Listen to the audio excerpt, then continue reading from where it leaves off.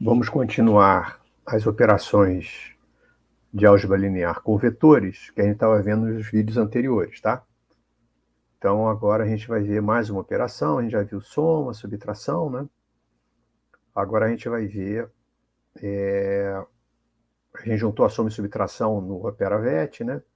E agora a gente vai fazer a multiplicação de um vetor por um número real ou complexo, que a gente vai chamar de escalar, tá certo? Uma operação bastante simples, né? Quer dizer, é você multiplicar um vetor, todas as coordenadas de um vetor por um mesmo escalar. Tá? Então, aqui, por exemplo, eu começo, né, um vetor 4, 5, 3 menos π, um vetor em pé, tá? E multiplico ele por π. Tá? Tá no formato curto, né? Então, é bastante simples e é simples também a programação disso. Tá? Então, aqui, novamente, eu vou começando a alocar o espaço para o z, né? Vou colocar do mesmo tamanho, vou considerar aqui que é um vetor em pé, o x, vou alocar o mesmo tamanho para z, e faço aquela história do definir o size x1 como final, e faço aqui o for, né?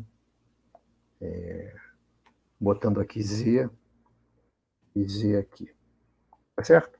Então, programando isso, a gente rodar esse programinha, a gente tem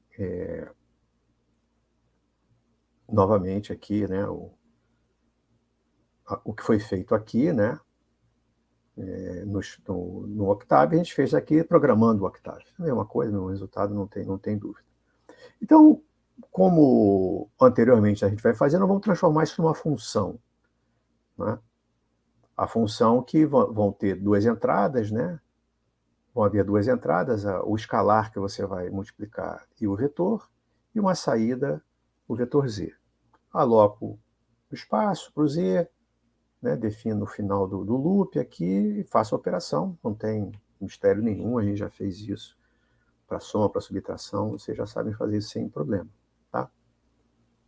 Aqui eu estou interessado em outra coisa, né? Vou passar rápido porque eu estou interessado em outra coisa. Então aqui vou fazer o seguinte, quer dizer, eu tenho um vetor agora com 10 posições, o beta igual a π, também faço lá o w, e ele me dá o resultado que eu quero. Mas agora tem um fato interessante, que é se o vetor fosse deitado. Porque, no caso do vetor por um escalar, tanto faz ser deitado quanto em pé, que ele deveria fazer, né?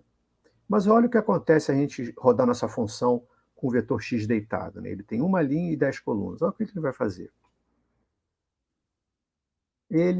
Olha só, ele só dá uma saída aqui, né? O W só tem uma saída. E não é isso que a gente queria, né? A gente queria que tivesse as 10 saídas. Mas por que isso aqui? Vamos ver. Vamos ver aqui na função. Olha só.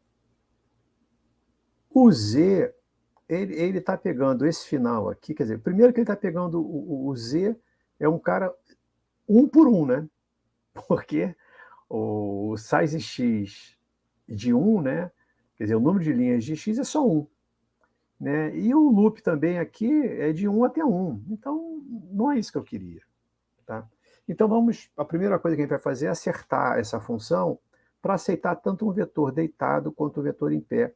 E aí é relativamente simples, porque é uma função no Octave, length, tamanho, né, de x, que ela dá o seguinte, ela dá a maior dimensão do vetor. Então, se ele for deitado, ele dá a maior dimensão, se ele for em pé, dá a maior dimensão. Então, isso aqui resolve o nosso problema.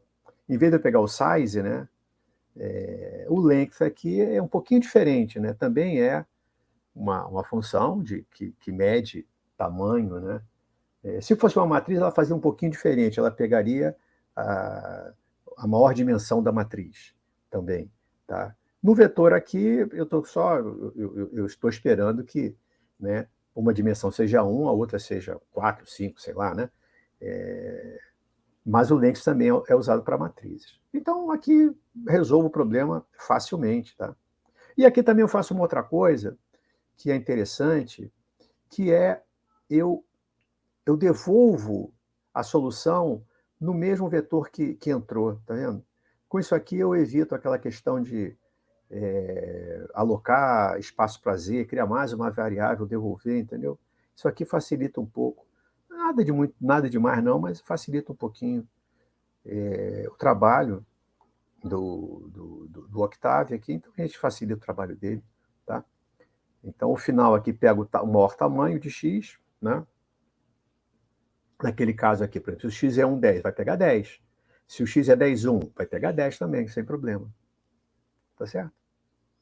Então, isso aqui resolve aquele problema anterior. Se a gente rodar aqui essa função, ela vai...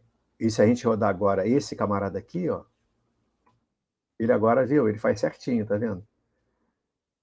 Ele roda agora para as 10 posições, né? O W sai um vetor deitado. Tá legal? Então, isso aqui é uma observação importante.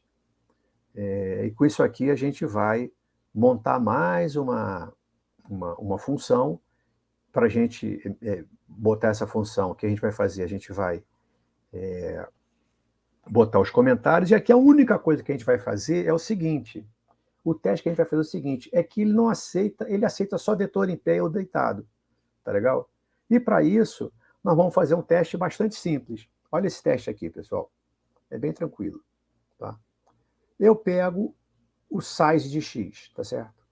Ou seja, o size de x me dá quais são os tamanhos das dimensões de x, tá certo? E vejo, né, se for um vetor, tem duas dimensões, né? Por exemplo, 4 e 1, ou 1 e 4, tá? E vejo se essas duas dimensões, se a menor delas é maior do que 1.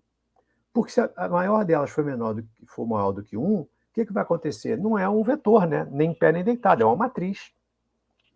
Tá legal? Quer dizer, um vetor deitado ou em pé, ele é 4 por 1 ou 1 por 4, ou 10 por 1, 1 por 10, mas ele não pode ser 4 por 2, por exemplo. Tá certo? Então, isso aqui garante para mim que eu estou trabalhando só com vetores, em pés ou deitado. Então, ele diz aqui, ó, se for maior do que 1, aí eu digo, ó, não dá certo, tá? Eu só opero com tipo N, o vetor do tipo N por 1 ou 1 por N, boto o x igual a nan, né? Quer dizer, para não poder ser usado, e volto.